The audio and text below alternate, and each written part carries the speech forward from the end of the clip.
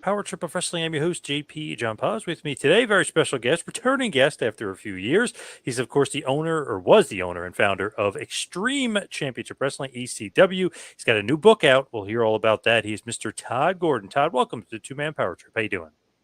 Hey, Johnny, pleasure to be back after all these years. Johnny Podcast, look at you. Yeah, how you like that? Isn't that great? I What's love going it. on with you, though? What's going on in your world? Because I know Todd is God.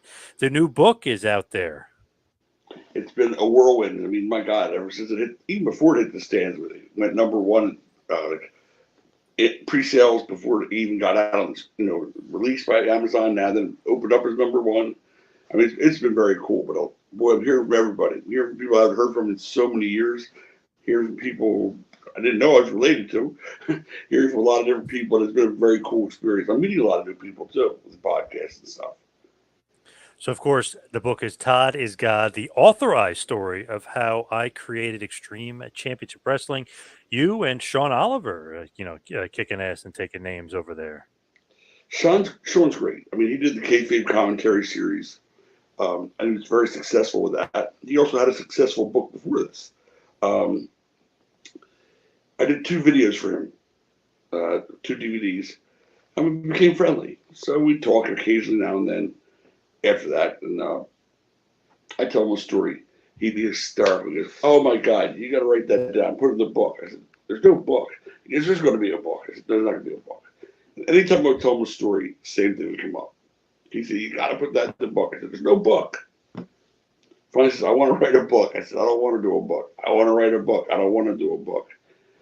He said, "The story that came out on the DVD from the WWE, uh, so and so, this story, that story. Is that what happened really?" I said, "Well, no, but that's all right." He goes, "What do you mean that's all right?" That's where they're saying the unauthorized story, the rise and fall of ECW, the unauthorized story, the history of ECW, the unauthorized book. Well, the reason we're unauthorized is no one even ever spoke to me. I mean, I never was contacted once Wow. about that talking about a rise and fall of a company. It was my company. That's insane. I mean, either it was Joey Styles or Shane Douglas, but the fact is, no one ever contacted me once. He goes, "Why don't we tell them the authorized story? Like the guy who actually saw it happen, was there, can verify everything he's saying in the book. Uh, that's what people want to hear." I said, "Nah, come on, it's a long time ago." He said, "Todd, listen to me." And listen, they're still yelling ECW at WWE shows. I'm like, "Oh my God, this is like dumbfounding. It's overwhelming." And there was a bunch of stuff that I really wanted to straighten out. And it's been out there incorrectly for a long time. I thought that it had been handled, but obviously it wasn't. And as long as I'm doing it, let's let the fans in. And I was always a fans promoter. It's always about giving the fans what they wanted. So let's do that again. Let's tell them some crazy road stories. Let's get into the sex and the drugs and the debauchery that was our road trips. Let's have some fun. Let's get down, just enjoy what used to be. And that's pretty much what the book encompasses. A little bit of everything. Like ECW, the comedy, chain wrestling, the hardcore, a little bit of everything. Something for everybody. Now, does it bother you that they do the unauthorized stuff and some of the stuff isn't true and you're like not contacted? Does that bother you at all or no? I mean, certainly not now. When it first happened, the very, very beginning of it, when they started releasing things like that, I thought, well, that's kind of odd. How do they talk about the opening, the beginning, and even Eastern? We're not discussing without talking to me. That doesn't make any sense at all. Um, but, that's the way it is over there. They had their 4 or 5 ex ECW guys, the Dreamer, Taz, Bubba, that New York grouping, and that was going to be their story, whatever their story was, and they're entitled to their story. That was going to be what was presented. And of course, Paulie, which you take with a grain of salt, any story he tells, but I just assumed that he had smartened the boys up a lot. And when his DVD came out, and I heard some of the things he was saying, I was like, holy shit. I just realized that he's saying this because he's never smartened those guys up and wouldn't want to do it now because he'd look stupid doing it 25 years later. So all this time I had deceived with certain individuals, not many, but just a couple, for no reason at all. And that was amazing to me. So it took like a while for Short to talk me into it. But once he talked me into it, we went at it, no holds barred. everything needed to be told was told from day one to the end. Or little fringe stuff of my own life. It was supposed to be a memoir, but it turned out to be more of an ECW book than a memoir. And still had to cut 100 and something pages just to get it down to nice reading size like 250. But I'm glad we did it. I'm glad the reaction is what it's been so far. And I'm thrilled about that part. I love when the ECW guys, I won't mention names, call me and go, I stayed up all night. I read it in one night. I go, you ever read a book before? Like, I'm stunned to hear you stay up all night reading a book like that. And of course, the other guys say, I'll wait for the audio version because, I don't read so good. I got you. It's all good. It's all good. And so, yeah, it's been a fun ride so far.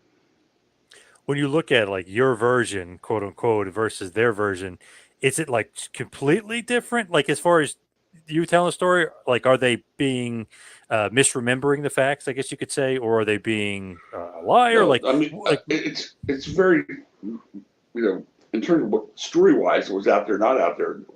That part was just not minor, but one part of the book that nobody knew about, and that was the entire I'm leaving situation. As I was leaving, the locker room was fracturing. You had all of a sudden this family atmosphere had worked my entire self to the dust day and night to build this family atmosphere amongst all these different misfits, as we call ourselves, and become all one team. The little engine that could trying to do it. Then all of a sudden, at this point, now the locker room is fractured. You get the New York clique, the Philly clique, the Taz, I'm a belt, I'm a Federation clique. I mean, it was just like insane. And he lost the locker room. And everyone wanted to leave. Not everybody, but people wanted to leave.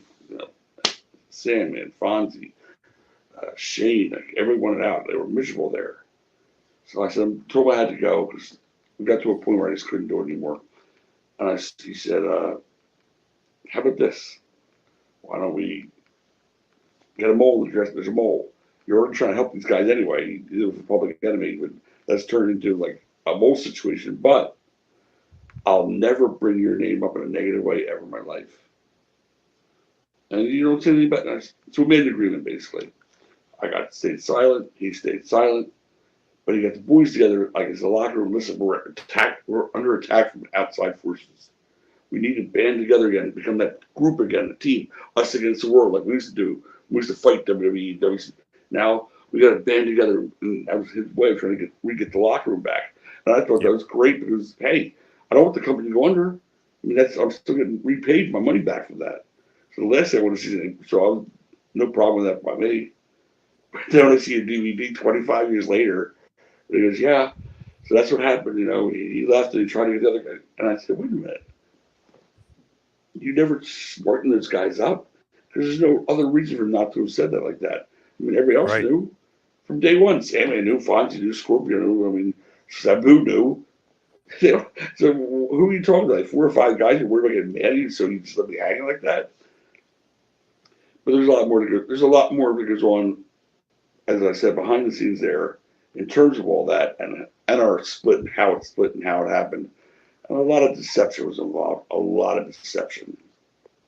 did he not And smarten all them up that's on in the book. purpose though? Of course, because by the time he would have, they would have been pissed at him for just another lie. So it was easier just to forget about it because I moved on. We're going to hear people out of me, and you never saw him go out and say, if that were true, when you went out there in the sheets, and, wherever, like you started coming after me, my name never crossed his lips. Other than, of course, the pay-per-view where he gave me the backhand and a kid who's got to say thank you to Todd Gordon, who hired me, and Rob Boone, our cameraman. Wait, what? The guy, he's like, he wanted to be Vince. He wanted the past to be forgotten until he came along. Right. And look, God bless him, he's doing great right now. So, but that's really what happened. He wanted to take that legacy and just leave mine, make my legacy and his into just his. And it should have been ours. I agree. Now that whole mole thing, though, like, so you're saying that that necessarily is not true. You were not the mole. There was no WCW mole from ECW. There was no mole. There's never a mole. Yeah. Any more so than when Teddy and Johnny left, and I called, and they were going to go to Vince, and Paul's going to get him into Vince, and I got to call Kevin Sullivan up and get him a job there instead, where they made more money. Was that a mole? Was there a guy saying, "Hey, you're making $500 a night with me. These guys are going to offer you 300 grand a year. You broke your neck for me. The least I can do is try to help you get a better life for yourself and your family." That's what someone does who cares about people. So I was all for helping them. It wasn't anything underneath the underwire or underground. Everything I did, he knew about. We talked about. There's common knowledge for the two of us. And of course, Paul being Paul. He's Newt Rockney. If you've ever seen one of his locker room speeches where he gets the guys so fired up they could run through a wall. His boss is, and listen, you'll come back in a year, and you'll be the greatest heel in the history of professional wrestling. The monk who's trying to kill the company. And hey, I'm not one of them. I've been losing day in and day out for like how many years now? I said, I'm good. Don't worry about the crazy, Newt Rockman stuff. We're good. And but yeah, that was what he said. You come back as the greatest heel. And the funny thing is, if those guys had thought it through, or anybody else for that matter, when I left, if I was trying to sink a company, I'd take the video library with me that I own. It's all mine. I own the company. But what happens then? He does a TV show. He can't do a B-roll. He can't show Shane talking about a match he had 3 years ago. There's nothing there. No footage.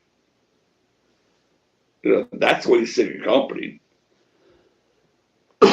Or giving out bad checks, whatever the case may be. But I'm just saying. Right. So I gave the tape library. I wanted to keep the company going because I wanted to get paid back. It's my best interest. Yep. But I just love that Mole story, and it grew legs, and it went on forever, and like the guys in the company, the Dudleys, the Taz's of the world, the Dreamers, they believed it, and he just never smartened them up. Just like, don't ask, don't tell. I'm just going to keep this going, going to move it along. Because even me as a fan was always like, I wonder why Todd Gordon was a mole for WCW, because they never really said it like you weren't. You know what I mean? It's just crazy. And Eric Bischoff came out on his recently on a DVD or his podcast because I think I talked to Todd Gordon once in my life or heard his name. Like we did this talent switch one time. There was never any such. It was crazy. There was never a mole. There was never anybody trying to do anything like that. No one ever came to me and said, "Hey, we can get this talent or not get this talent." None of that happened. It is what it's wrestling. It is what it is. I remember there was a rumor too that you were under contract secretly to WCW, and that your job was to take talent from ECW and bring it to WCW. Like rumors were crazy out there just because Paul never squashed it. Our 800 or 900 number had Joey Styles saying, "Is there a mole? Come back next week. We'll find out more." Like they were using that to draw big money in every which way. That was a great way to make money. I was okay with it. I had broad shoulders. I could handle the heat. It wasn't that big a deal. Guys, like I said, my friends are still my friends. 30 years later, they're still my friends. I don't go a week, 10 days where I'm here from Fonzie twice, Sandman 3 times, Scorpio. I mean, it's like for 30 years, ongoing. We've never gone a week or two without talking to each other. Did you ever get any sort of, not money because you weren't an agent, but did you ever get anything for helping Public Enemy get there, like just being the contact person? Did they ever give you anything or no? I didn't want anything. I was trying to help out some friends, guys I cared about. I mean, these weren't strangers to me. Teddy and Johnny were guys they're like my closest friends. Just like Hack, Sandman. It's like fun. These guys are, I do anything for them all my life. Ever since I met them. Of course, I don't want anything for that. And I didn't really. All I did was make one phone call to Kevin Sullivan and said, "Hey, they're going over here, to Connecticut. If you can make them a better offer, I think you can. They'll come there." He goes, "Thanks." And then he called them up and dealt with them. And that was it. Exactly. Yeah, I was exactly on a payroll there. It's funny because it's like, Mikey Whipwreck, he goes to WCW because of Todd Gordon, Sandman, like Seppu, all these guys. But it was really obviously Sullivan or yeah, none of them went there because of me. Raven was already there. He got Stevie to come. Sandman was begging to get there. In fact, Sandman, the day he went in there to meet with Bischoff, And I'm already out of there now. Okay, I've already left. But as I said, we've always been best friends. He calls me up. He goes, I'm in the limo. I go, yeah? Going to the airport, coming home. I go, to make an offer? Yeah, 300 grand. I went, that's awesome, brother. 300 grand? It's like triple or more than what you're making here. He said, yeah, but I didn't sign it. I said, why? He says, Paulie said, he said, set up a bomb match with me and Onita. I said, okay, number one, for one match, you're going to give up a $300,000 a year contract. Number two, who promised you that? And he went, I said, turn that fucking limo around and go back there and sign that contract. Just like that. He turned the limo around, went right back there and signed that contract. And he said, you got me out of another one. I said, yeah, I know I did, you knucklehead. And he walked away from that for one match with Paulie promised in Japan, which of course never would have happened. Right, of course. That is interesting, though, the $300,000. I mean, that's an awesome deal for him. Yeah, well, by the way, he was jacked up back then, too. He was ready to go in there and compete. And they never used him properly. They changed bookers there like every 6 months, it seemed like. As soon as one Especially guy, 99, yep. As soon as one person had a direction for him, somebody else came along and said, like, not yet, let's not do the hardcore. He was like, let's do the hardcore. Like, he never had a chance in his footing there. Whipwreck either. I mean, and he came out in that same year, 99, never got his footing there either. I don't know why they even brought Mikey over. I think they were trying to do the same kind of thing that we did with them. But as you found out when the WWE did the Attitude Era or anybody tried, you can't capture it again. You can't say, oh, we'll do the same thing and they'll get the same reaction. It isn't like that.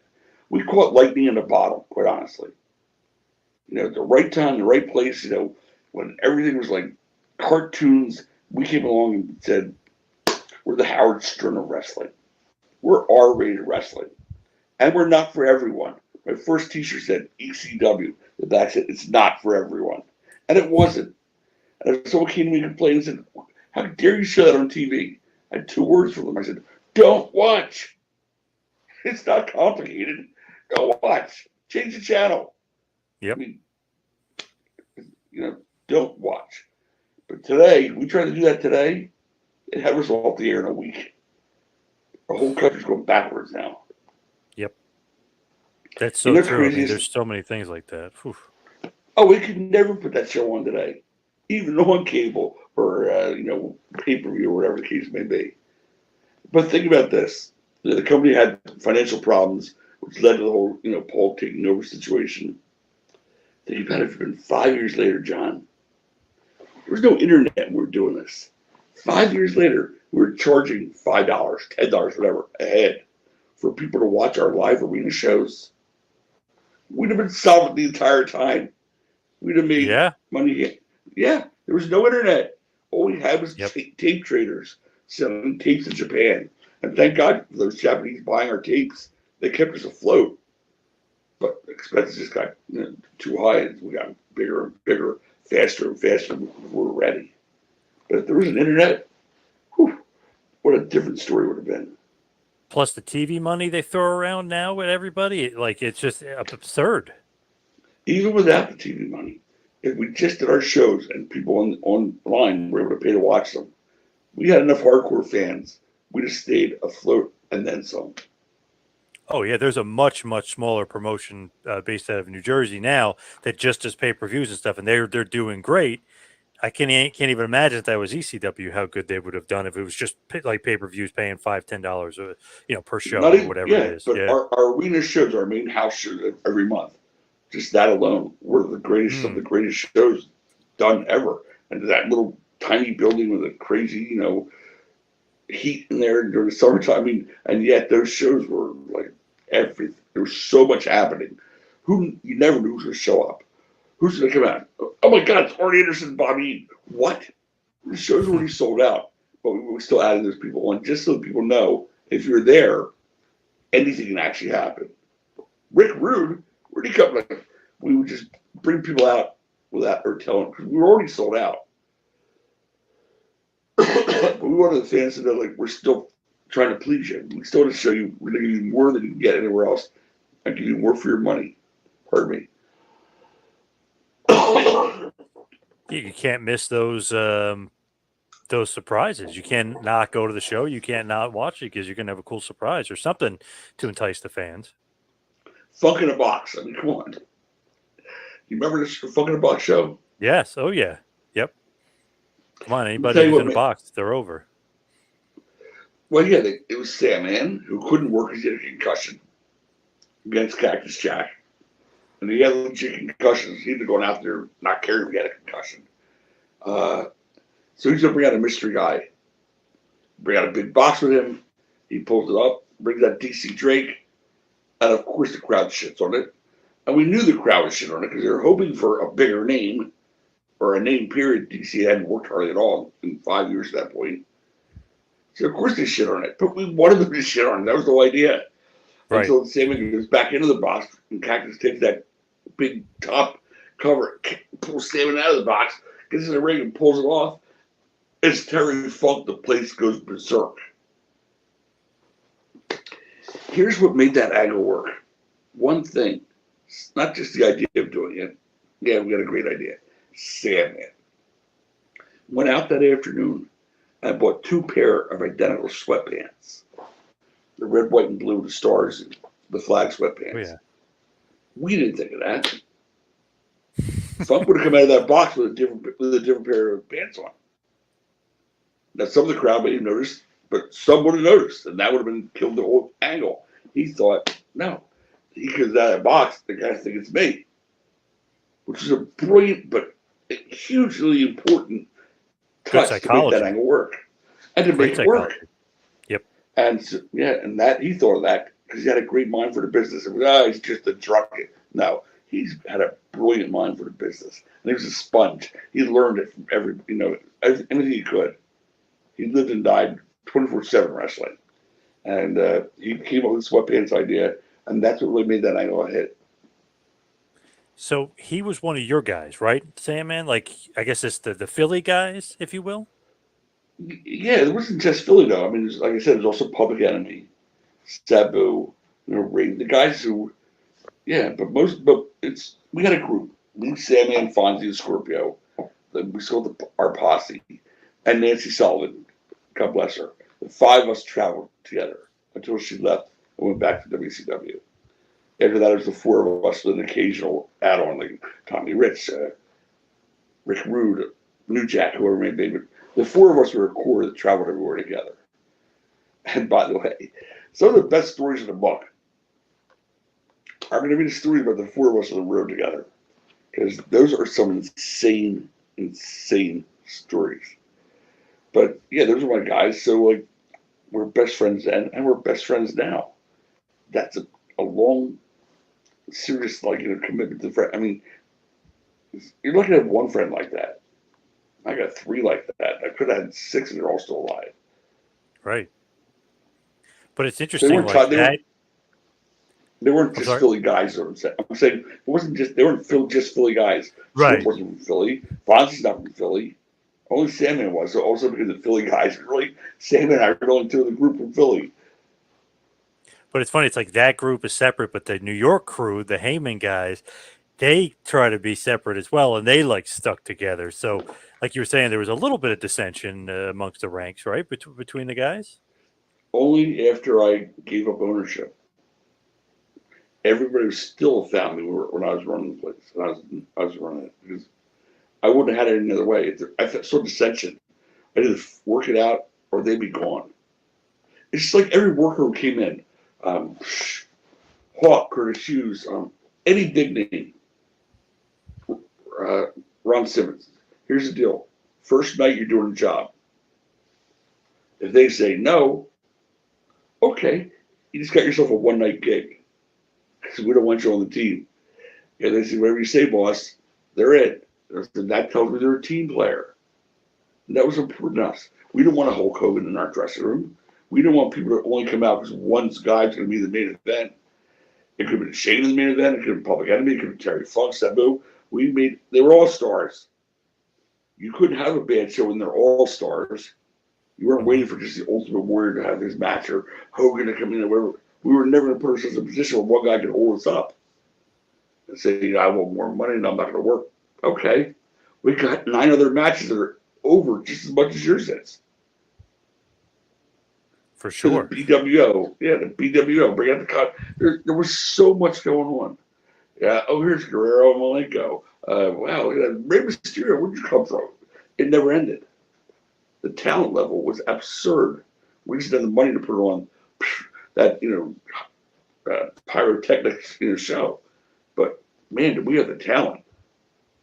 Those guys were awesome. And the audience, come on. Seriously, the audience was like part of the show.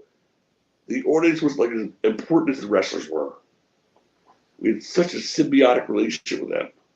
We're like, they had their chance for everybody. By the way, and Todd's got not a religious title, something that the fans chanted once that they read. Like everybody had their own chant from fans. Yeah. Bring their own weapons to the ring. I mean, they'd all bring weapons to the show. People were walking handing out prosthetic legs up to the wrestlers, stop signs, anything. It was crazy, but it was a give and take. We actually dug the fans. You know what I'm saying? Most places are so big, like, yeah, we pretend to like them, but we dug the fans. They dug us. I was a fan, which is what I'm saying. I wanted to put on shows that I wanted to see. And if I wanted to see them, most of Philly wanted to see them too, of the hardcore group. First big main event we had Stan Hansen, Kevin Sullivan, Abdul the Butcher, and Terry Funk. First big show. I said, I want to Unreal. see that match. I want to see it. And if I want to see it, they wanted to see it. And that was always my way of booking from day one. More important, as a fan, I want to think, what would I think if I was sitting in that row or that bleacher if I'm watching this? If I say I would shit on it, it wasn't going to happen on the show. If I liked it, it was going to happen on the show. Stipulations. I hated my entire life watching wrestling when they say losing tag team splits up. And you see him back 3 weeks later with a mask on. Or someone's getting unmasked. Another mask underneath. Such bait and switch. Someone's Yep. getting stripped in the ring. Oh, they got a towel around him. You really didn't. Did you really expect to see someone stripped in the ring? Come on. Well, we did. We said someone's getting stripped. They got stripped. I mean, I caught hell with no commission. Got through it, but we promised it. We delivered it. Losing tag team splits up forever. Ian and Axel have been together 15 years at that point. 12 maybe. They never tagged again. We honored our stipulations. We didn't insult the fans' intelligence. That always was my pet peeve. I hate having my intelligence insulted. Fans were And part of the again, show. Yeah. yes, I just also, like I said, I didn't want to insult them and say, hey, we're going to do this, and then not really do it. Because that's just a dick move. I just hated that. And I was not going to let that happen in ECW. Does it bother you though, like that New York crew kind of, like the victor go the spoils, if you will, like WWE can kind of change history the way they want because they won the Monday Night Wars, like that kind of stuff. Does it bother you that like that New York crew kind of was able to, because they're in WWE, change history to like their liking and kind of were able to say like, hey, this happened in ECW and then this was so big in ECW. Like for instance, I'll just throw this out there, like Shane Douglas isn't a part of the show or it isn't part of WWE, so he doesn't get mentioned on that DVD. Yet when you go back and watch ECW, he was the franchise. He was the reason why there was an ECW. So, like, does that bother you at all? Well, it bothers me more for them than it does for me. Um, I saw what Paul did. He tried to create, again, a picture where people call, and to this day call Paul Heyman's ECW. Right. He's a superstar now. Yep. Okay, but that was his goal all along, was to get in there with Vince, and he wanted to be Vince. When he couldn't be him, he wanted to join him. Right. I got that. I don't blame him for that. But I was your best friend, and say like, don't step on me again. That's different. I'm not asking you to take me along for the ride, but let's remember that I existed at one point. Just I know This isn't watching about that just. stuff, I just but don't like mean. Good. I was gonna say, just watching this stuff though, it's like, come on, Paul. Like some people know that you're bullshitting. Like that you weren't like the owner and operator. You know what I mean? Todd was for a while. Like it just sometimes that stuff that's From, got to annoy like the guys. from its inception to like whatever 95, and during our as we were peaking, it was all me. There was no decision making power that he had. He was the booker, and they either said, "Yeah, that's good," or overruled it, or we did it together. I mean, God, the Dudleys alone. We used to drive in our cars. I'd be going to work. He'd be wherever he'd be doing. And we were smoking a doobie, and we started like, "How about this Dudley?" And we named like 85 different Dudleys. And we'd be laughing so hard we'd always drive off the road. I mean, it got funnier and funnier and funnier. Big Dick Dudley. Yes! Well, yeah, he can be Big Dick. That's awesome. And we'd go Dudley after Dudley. Sign Guy Dudley was just a rib on the guy who's in the front row, who had the Todd God side, by the way. Who's the sign guy? Every called him sign guy. That was his title. That was his gig. And sign guy Dudley came out to be the anti-sign guy. They'd be signing at each other. It was hilarious. Yep. Again, interplay with the audience, hugely important. Like I said, I could have been a fan of ECW sitting in the front row as easy as I was running and owning and spending the money to make it happen. It's just crazy to think like, okay, Heyman, Taz, Dudley's Dreamer for a little bit, like those are his guys, so they get to kind of write the history of ECW. But in the fans' eyes, Shane, Terry Funk, Sandman, Sabu. Like you could say it like those four might be the Mount Rushmore of ECW if you want to if you wanted to. You could definitely say that, but they don't get to have their place in history and rewrite history because they're not in good with WWE, who owns the footage and makes the documentaries. That always just bugged me. It bugs me too. Is the sin that Sabu made squat compared to most wrestlers in his life. It's not that he Which blew is it all. nuts. He didn't make it. And now he's like half crippled. Nobody's out there thinking, it's just he was such an innovator. Damn, everything you see, even the Dudleys or whatever, their tables, everything, it started with Sabu. And occasionally there's somebody like Mick Foley that say, like, "Hey, by the way, Sabu was, and they'll put him over in whatever he's talking about." But there should have been a better ending for him. It's sad, and he could have had a better ending. He went to WCW when they all asked for him, and Foley says, "No, we have a contract. You can't have." There was no contract. That's it. Even called Sabu, "You're not under contract. You never signed anything. There is no contract." He's getting work because I don't. They said they won't bring me in. Doesn't matter. They changed their mind now because they don't get sued. I'm like, man, that ain't right. This guy broke his neck in our ring. Literally broke his neck. Yep. You just screw him and stop him jumping like that. That ain't right. Yeah, what was he? WCW for 3 weeks or whatever, and then he was right back to ECW. If even that. And then Yeah, Paul threatened to sue, and they said, "All right, we don't want it." crazy. Like some of that stuff because, like you But said, he should be a millionaire or a billionaire, whatever. You know, he should have make a ton of money.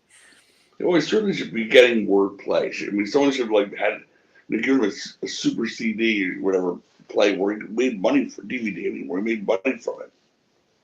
Anything, but recognize the fact that all these guys are getting over doing the stuff that he started.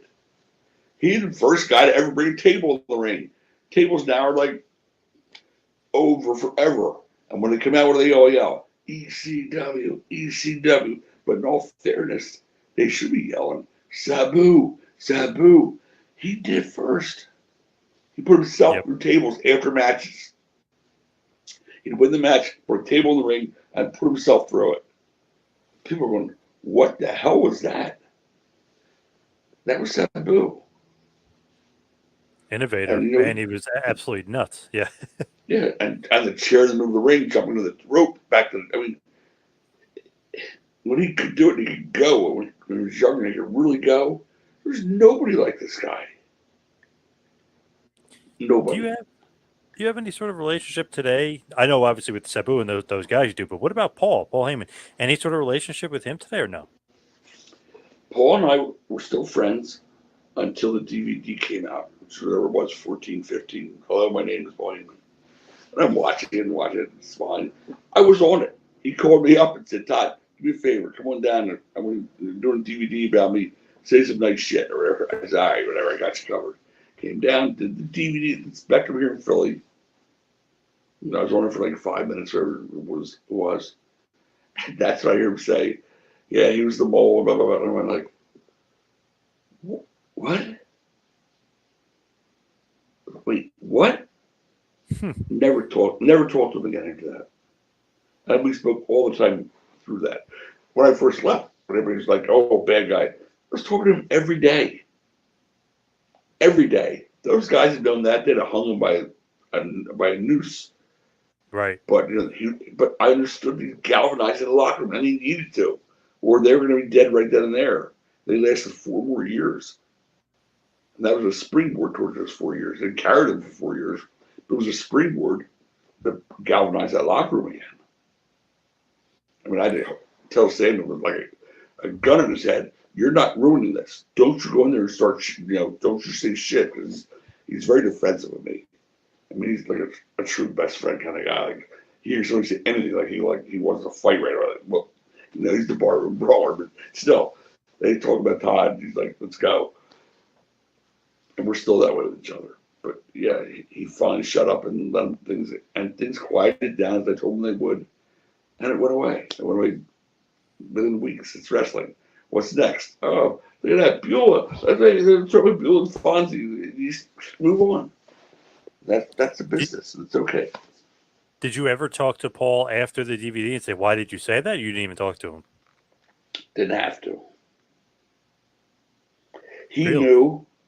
He knew. He knew when I was getting the DVD. He knew I was going to watch it. And all of a sudden, radio silence from both of us. Out of nowhere. It wasn't like, hey, wait, I've told you 5 days.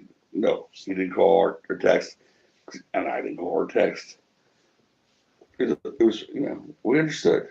He understood. And he said, hey, in his mind, I understand I did this to get where I am today. But look where I am today. The end justifies the means.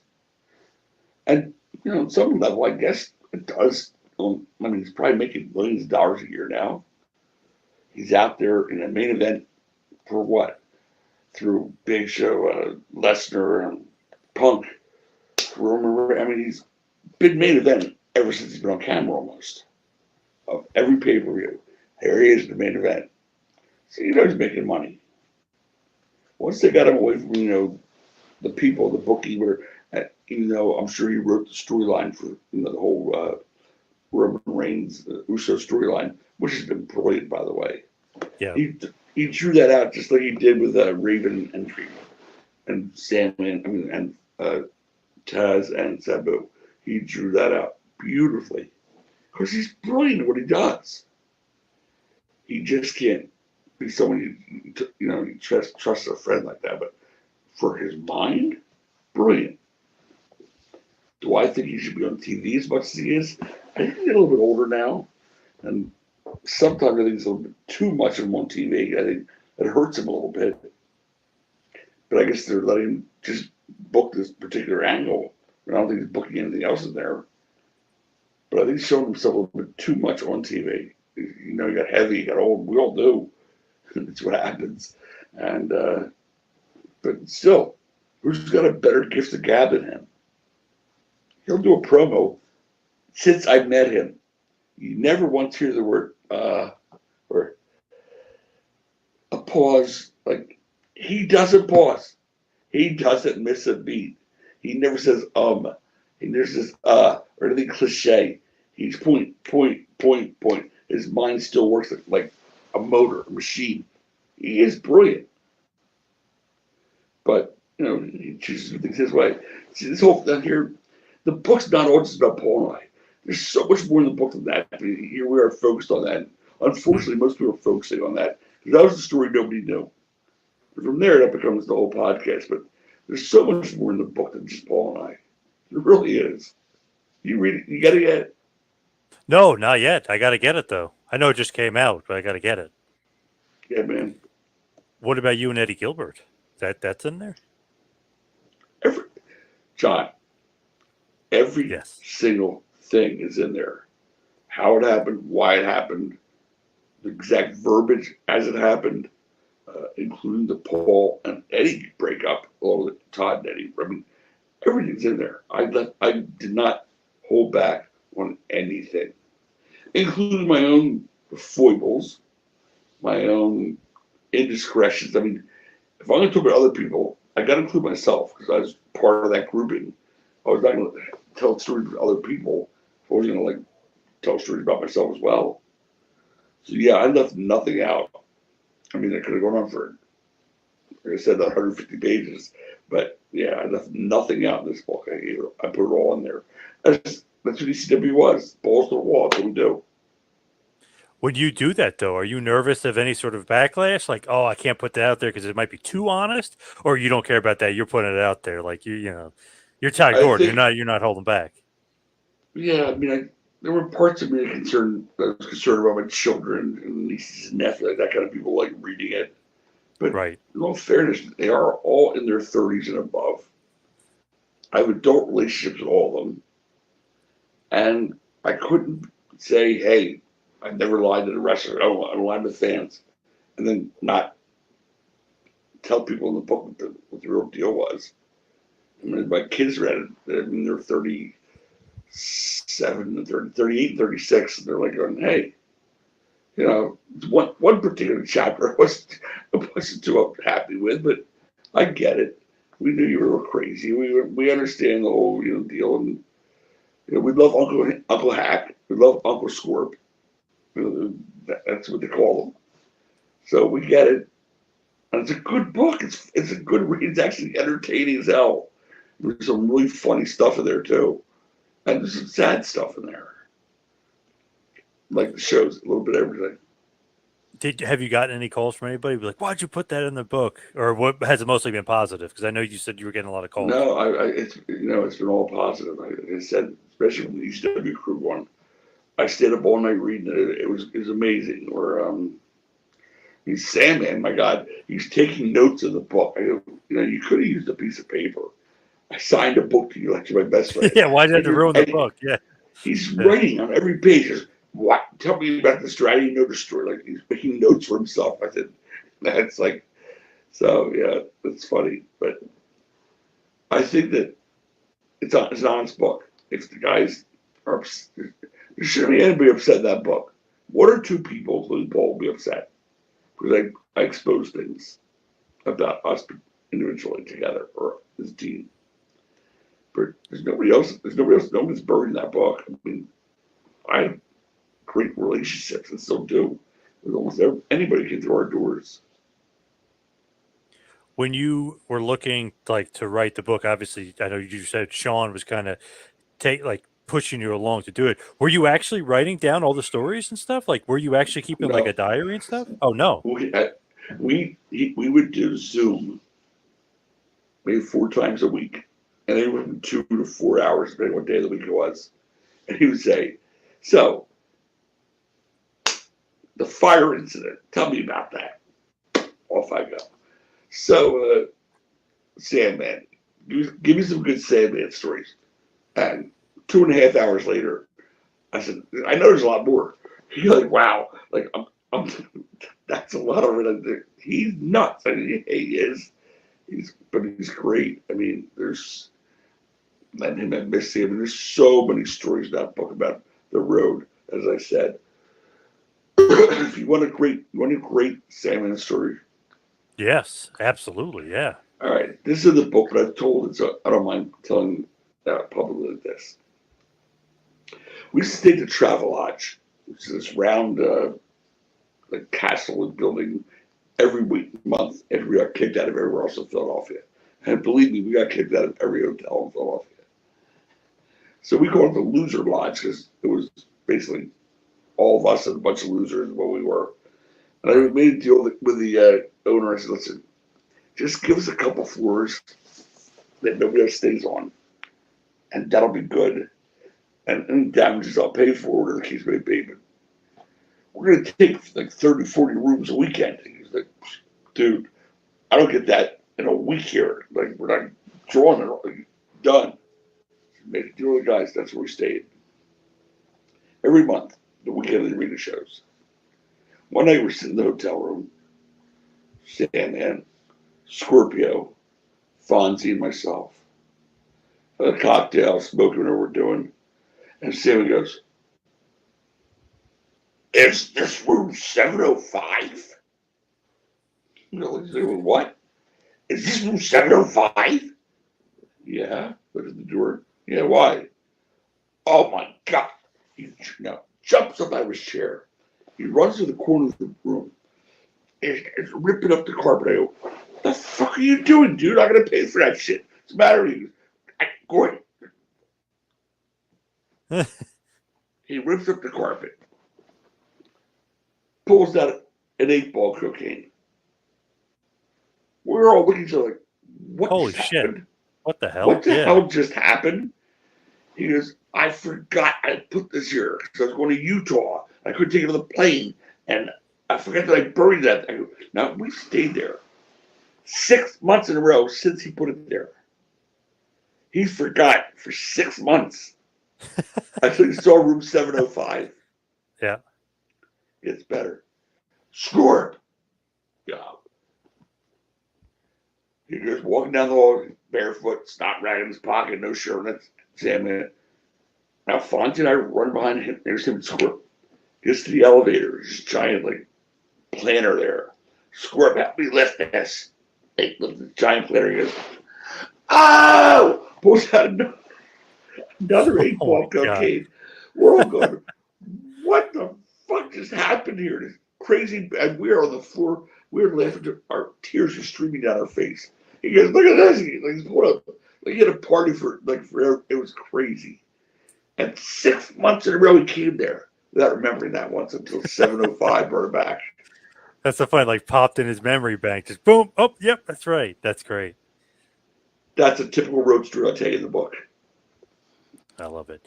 Now, you were actually always partying, even though you're the owner. You're okay with partying with the boys and hanging with the boys, and Yeah, my attitude is real simple. I'm not an angel. I'm not going to pretend to be an angel. But if you're not ready to work when you show up because you're high, you're too high, or you party too much, I got no use for you, whether you're my best friend or not. You put your night's work in. What you do in your free time is up to you. We all worked hard and we partied hard, but not till the show's over. That was always the way it had to be. And yes, that I didn't worry about crossing the line of partying with the boys, and simply because of the fact that no one ever didn't show me respect. I mean, if I said to whoever it was, Sam and anyone said, "Yeah, this guy's going over tonight," I wouldn't lie to them and say, "Don't worry, next month." No, I didn't do that. I just what I need. I just got to go up. Never lied. They wouldn't. Yeah, and anybody. Ron Simmons' first night in Florida. I'll never forget it. It was the first time anybody ever did this to me, and I've been in the business like a couple of years now. Ron Simmons coming in for his first night. We're in Florida. He goes, "Yo, Doc, can I talk to you a minute?" We go outside of the building, behind the building. It's just me and towering Ron Simmons. He's got muscles coming out of his muscles. He said, "Yeah, like I hear you want me to do a job tonight, but I think for a job you got to give me 6 or for 6, 7, whatever it was." He wanted an extra $100 to do the job. Don't know where this came around. Went, "Hey, I don't blame you one bit, but you know what? I'll just get somebody else tonight. Don't worry about it. There are other guys back there looking for work. I'll use somebody else in that spot. If that money's not good for you, I don't want you to feel insulted. Don't worry about it. We'll pass on you. We'll use you another time." Oh, wait a minute. Come back. Don't get hasty here. Did the job, took the pay, and we used on a lot after that. But that's one of those things where it's learning on the curve, learning as you go. And great by you though. Pretty quick by you actually. Well, I still was smart, but I was just worried these guys would kill me out there. And now I love the guy. You're on here, like tight like shit. It's crazy. But but that's the kind of thing you learn on the fly. Pretty savvy by you though. It's almost like, "Hey, relax. Take it easy. Don't worry about it. We'll just get somebody else. We won't use you." It's like, wait a second. I don't want to not do that. I was just trying to, basically not reason, but negotiate with you. Yeah, I just want to get an extra $100, but I'd rather not lose. I'm not going to lose the payday.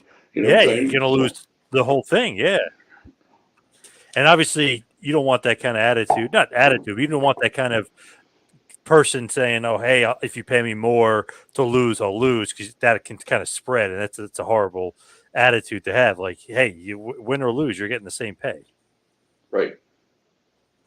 Absolutely. right? I mean, You know, you got to explain to the audience why you're called the two-man podcast. well, you're the second man now, so it's me and you. We're the 2-man power trip together. Okay, 'cause I was going to say, if Sandman was ever here, he'd say, those two guys, which one's talking, him or him? What two bald guys with a beard? Is that He, is that what he's going to yeah, try to say? he'd see two of you. Yeah, which one of them is talking? I get the two guys now. Hey, come on, we'll be the 2-man power trip going forward, right? Come on, why not? Hey, dog, the first time we met, we hit it off. It was good stuff. Here we are years later back together. Yes, true. And hey, you didn't mind all the questions the first time around, so that was a good sign. Yeah, I'm an honest guy. I don't give, and now I'm old enough that I don't give a shit. That's why I wrote the book. I mean, I'm guessing if my parents were still alive, like I might have been hesitant. They don't have to be in their 90s and read about drugs and debauchery, sex, and people getting tied up and blah blah blah. But you know what? There's really no one I have to answer to at this point. So let's tell the story to the fans. It's a good story. The fans, we're gonna eat this shit up. Do you watch current wrestling at all, or no? I was always kind of wondering if you like kept up with it at all. You know, I will watch either Raw or SmackDown when I can. I go to the PW Insider, which Dave Shearer was a fan of ours, and Mike Johnson was a fan of ours back in the day. That's their site. In fact, they're both gave quotes on my book. It's probably the only site I go to, and then I'll read what happened the night before. I think it's worth, me going back to see. Then I'll go back to figure out a way to see it. But I do watch it. I mean, I truly have been watching since the Roman Reigns saga, obviously, has been going on. Yep. And I thought, because I knew it was Paul. So in some crazy ass way, I have a vested interest in hoping he succeeds and still watching it. AEW, I think I watched twice, and I watched these guys literally jumping off ladders, rafters, and then getting up and doing. I said, "What are you doing? What are you doing?" I just screwed. Like, what? What is that? That's a finishing move. Certainly not a no-sell move. Yep. The hell's the matter with you guys? It's embarrassing. They're exposed to business like that. And I really never watched AEW after that. And I'm sure there's a lot of good stuff on there, but that turned me off so much. So watching the second time, same thing. Does anybody sell this company? So you missed Taz in the FTW title, your favorite title. You missed it. Yeah, I mean, I'm He brought it. aware of it. He brought it back. I heard. God bless him. He had to have, he couldn't have a world title, so he should have his own title. It's all good, That's all right. I was talking to Shane about this and Just Incredible recently about this, and we were laughing about the FTW title, and they both said meant nothing then means nothing now, Yeah. which is true. Yeah. I mean, he made himself a belt, and Paulie let him do it because he didn't want to hear it because he was such a pain in the ass. Fine, you take your belt, make your own little federation there for yourself. It was crazy. It was so fractious too. Wasn't there? I'm trying to remember who it was. If it was Taz and Sabu or not, but wasn't there a ECW title versus FTW title? Whatever, like merging the titles match. I'm like, wait a second, one of them's not a real title. How could you merge the titles if the one's not a real title? Not to my knowledge. I thought they did something with that. Oh, I thought they did something with that title to try to merge it with the ECW title. No, but yeah, that belt was even by the fans, nobody even thought it was like legit. It was just like weird. Well, it didn't mean anything. It made no sense. Yeah. Yeah. Hey, look at me. I'm the Eastern Continental European Heavyweight Division Champion. Whatever he's making shit up. It doesn't mean anything. Our world champion, our world tag team champions, our TV champion. That's all. Did you see Did you see Dark Side of the Ring, by the way, on Bam Uh, Bam Bigelow? Did you see that one? I watched it last night. I watched that and the Airplane Mail both back to back last night. And Cool. I was interviewed by somebody from the Asbury Press who was doing an article on Bam Bam Bigelow. And I gave some quotes for that. And I guess that's probably aired in conjunction, around the time of the show. Yep. But it was an interesting show, I thought. Bamber was awesome. I always thought he was a huge part of ECW. Helped all those guys get over. You know what I mean? I felt like he was a big part of the show. Yeah, I mean, obviously, him and Taz, that Yeah. crashes to the ring thing was insanely sensational. It was phenomenal. Uh, I mean, I love Bammer. I used him when I was booking for Jasmine in 3PW. I brought Bammer down from Jersey a couple of times. Like, he was a pleasure to work with. He's so talented. And he's a good guy. He's fun. Yeah, I love Bammer. Have you ever made any thoughts of like getting back in the business, or you want no part of it? You're too old, or you want nothing to do with the business anymore? So old. I'm so old. I'm so crippled at this point. I mean, forget about it. There was a show in December at the arena. It was a tribute to the Extreme. Oh yeah. Yep. This guy did a great job, Timothy, and he did a great convention in the daytime. I sat there, me, Sam, the whole ECW crew was there. Tommy, Rich, Fonzie, Super Crazy, Shane, French, everybody, like a lot of people were there. And we all were together. It was a great day. And the show that night, they wanted me and Fonzie over the show like the old days. I could barely get in the ring, let alone doing kind of shit in there. Like, oh my God, it's like, what the hell? Yeah, my body shot to hell from too many chair shots, too many cement, going through tables on cement. One story in a book, Ross Raver's skating rink, ice skating rink. So there was obviously no mats, but there was ice rink underneath the boards on the outside, forget the inside. Sabu puts me through a table. It doesn't break, it just collapses. And I had an experience that I'd never had before, which you see the football team, the NFL. I had the wind knocked out of me. Well, this guy's laying in the field for a minute. They go, "Oh my God, is he okay?" You wait. Oh, he only had the wind knocked out of him, but it looks like he's dead or paralyzed. It's a scary thought. You see this on TV. I'm sure you've seen that watching football. Oh my Well, God. Yeah. I had the wind knocked out of me, and I'm like, can't breathe it. And Fonzie comes over and he's like, "Give me the Iggy," which means let me know you're okay. Squeeze my hand. And I wasn't moving. I couldn't breathe yet. I hadn't had my breath yet. All of a sudden I hear Fonzie running around the room going, "Sabu, Sabu, we killed Tonster. Tonster's dead. We killed fucking Tonster." I can't, I'm hearing him, but I can't respond to him. Like, douchebag, I'm just got the wind knocked. I'm not dead. And finally, I got to communicate to one of the refs or somebody. But meanwhile, he's running around the ring going, "Tonster's dead. Sabu, we killed Tonster. Oh my God, we killed Tonster." Jesus Christ. You didn't sign up for that. I know that. But I'm feeling it today. Yeah. Yep. As we wind it down, we head towards the finish here. Give us one last big push for Todd is God, the book, and where everybody can find it. First of all, you can find it anywhere: Amazon, any bookstore, Barnes and Noble. I mean, we got Simon and Schuster like distributing it, which is like a huge deal. So Yeah. we're really happy with the people who lined up to say like we like this. But it's available everywhere. I would say to you, if you were ever a fan of ECW, ever, you will learn things you didn't know. You hear stories that you will go like, only in ECW. What a great! Like, I didn't know that. Like, it's a lot of. It's nothing really repetitive. I mean, other than the Shane throwing down the belt, certainly important historic facts. But there's so much stuff there people have not heard, not read, not seen.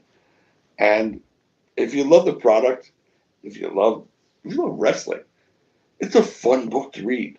Like, it's one of those books like, damn, like, you do find yourself keep going and going. I've heard that over and over again. And so that's cool. I mean, we try to trim it down enough to make it just good for everybody. If you buy it, I appreciate it. I'm humbled by the fact that people still even care.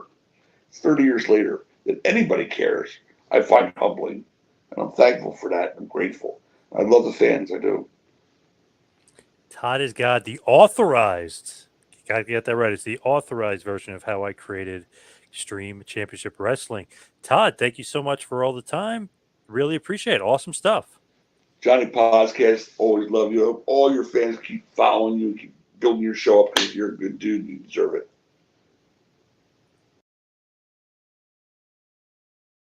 Thank you for watching the Hannibal TV. Please like this video if you enjoyed.